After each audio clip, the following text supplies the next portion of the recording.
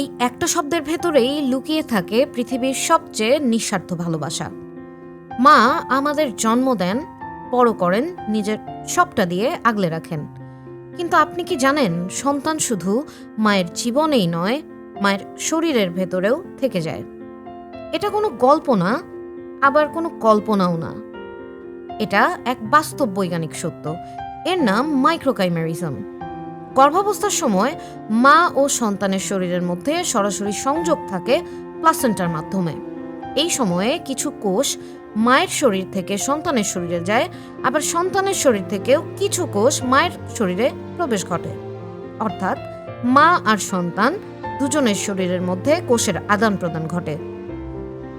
যে সন্তান একসময় মায়ের ভেতরে ছিল, সে একভাবে মায়ের শরীরের ভেতরেই থেকে যায়। মা দিবসে আমরা মাকে ভালোবাসা জানাই, সম্মান জানাই, কিন্তু এই সত্যটা যেন আমাদের সেই ভালোবাসাকে আরও গভীর করে দেয়।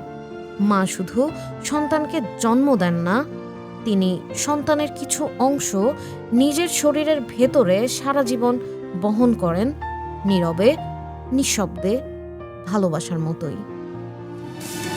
রাতের তারা আমায় কি তুই বলতে পারিস, কোথায় আছে, কেমন আছে মা? প্রান্তিক কণ্ঠস্বর, নিউজ ডেস্ক।